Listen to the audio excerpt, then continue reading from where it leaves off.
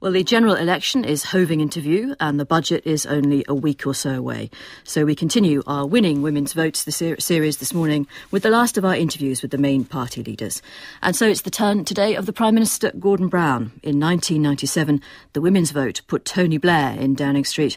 This is his first chance to secure a mandate as PM.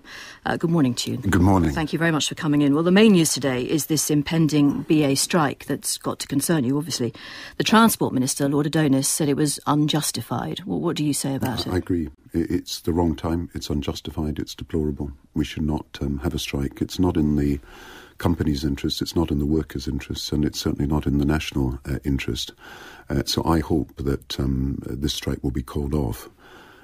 I think, having said that, we've got to find a way in which the two sides can get together. That's the British Airways management and the British Airways workforce. And I hope that things that are in hand today will lead to the sides talking and finding some resolution of what is a problem that emerged at the end of the last week, but of course has had roots in a lot of negotiations over a long period of time. They were pretty close to an agreement at the end of last week, and then it didn't work. So having said that the strike is both regrettable and not acceptable, I think it is worthy of effort to try and prevent it.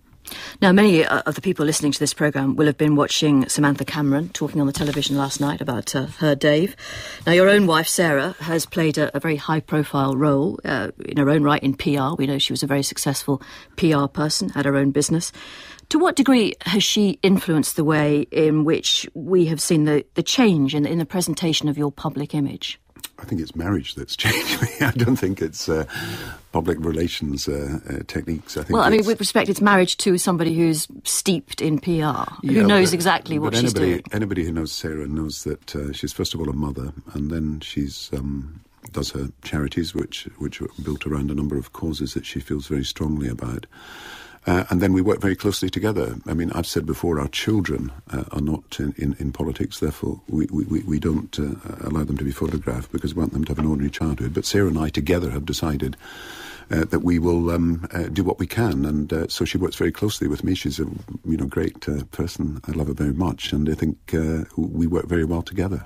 Did she advise you to do the interview with Piers Morgan? The very obvious and upsetting distress of both you and your wife during the course of that interview when you talked about your daughter, about the death of your firstborn child, your daughter, was deeply uncomfortable as a viewer for those of us who watched it. Why did you speak publicly about that at this time, at this moment in your life?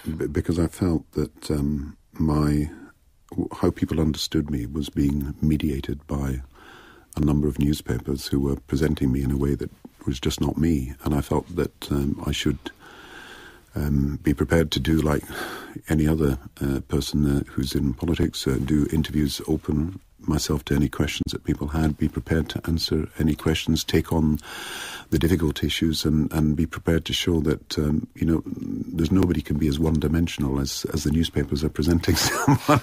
And so I decided that was the best thing to do, and Sarah agreed with me. I mean, it wasn't her decision. It was. But it wasn't easy to do. Look, when you're talking about the death of your child or about an illness in your family. With your younger son, it's very difficult because these are very private things. I mean, these are things that you live through, and you don't really see as anything other than very personal. But I accept I'm in the public limelight, and I accept that people want to know who you are, and I accept also, and I understand that people want to know. What's this guy about? What's he trying to do? What's he trying to achieve? What's his character? I understand that. So I'm happy to answer the questions that people have, and I certainly find it difficult to talk about very private things because these are very private things to the family. But equally, I've got nothing to hide. I've got nothing to be ashamed about. I think I just want people to know that the person that they're going to be asked to vote for, the person that is in charge of certain things in their country, is someone who's doing his best and trying his hardest under difficult circumstances. So sometimes. You want us to know more about the real you. To what extent then were you damaged, do you think, by the allegations of bullying made about you by Andrew Rawnsley? I think it is damaging when people say these things because I'm a very tough person. I don't think you can be in the job I am coming from a pretty ordinary background. I mean, I was at an ordinary school. I came up through university, worked very hard, had a lot of setbacks, and have kept going. I don't think you can be in the job I'm in without being determined and strong-willed and demanding. But when I tell people that, I work in an open plan office, it's more of a family for me. My kids, because I work in the same place in which I live, my kids could be coming in and out of the office, then I think it changes people's perspective of the sort of circumstances in your work. I'm not sort of holed away in an office. I'm actually working with a team of people who I admire very greatly, a lot of them very, very intelligent and bright women. Has your behaviour towards these people, with whom you are clearly very intimate because you have to be, has it changed or been modified at all in the light of the allegations made against you? I think I behave in the way that I have done, but I've got to So you have not changed the way you behave? I'm tough and I'm determined, and I will send out instructions in the morning, because you get up in the morning and say, look, as in this job you say there's about 12 things we've got to get done today, and send out instructions in the morning. But the people I've worked with, some of them I've worked with for 20 years, some of them 15 years, some of them 10 years. And, we've attracted more people in the last year to work for us. People of very, very high quality indeed. And so I'm proud of my staff, and I don't think that my staff should have undergone the criticism that's been undergone. But I know I'm strong-willed, and I know I'm determined, and I know I'm very resilient, and I will fight back if I'm in difficulty. One of your former ministers, Caroline Flint, has been on Women's Hour, and in her resignation letter, she said that several women who'd attended Cabinet, she had been a Europe minister, and she included herself in this, were treated by you as, well, she said, little more than female window dressing. She said there was a kind of halfway house. On one level, you were seen as being in the Cabinet, but you weren't really there. Do you recognise that picture she paints of the way you worked and your office worked? I don't think it's Harriet Harman or Yvette Cooper or British Scotland or people who are in our cabinet would accept that picture of the cabinet as a cabinet of equality.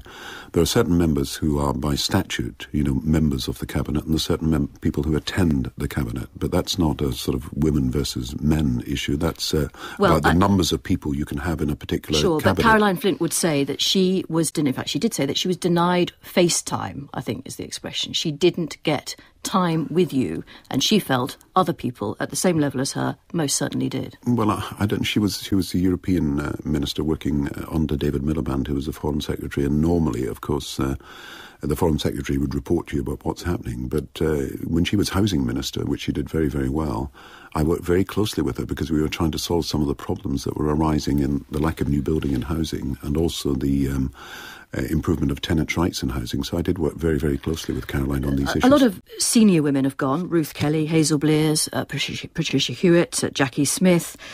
Is it in any way true that you feel just plain more comfortable with men in your inner circle? No, I feel more comfortable with women. I've got to tell you, right throughout my life, I've worked very closely with the women who've worked with me. And as I say, I've had people who've been working, like Sue Nye, who's the head of our political office, who's worked with me for nearly 20 years. So why years. Then is the public perception the opposite to what you say is the truth? Well, that's maybe why I should be doing more interviews to explain to you that some of the most senior people working with me are not only women, but extremely, extremely professional and competent women.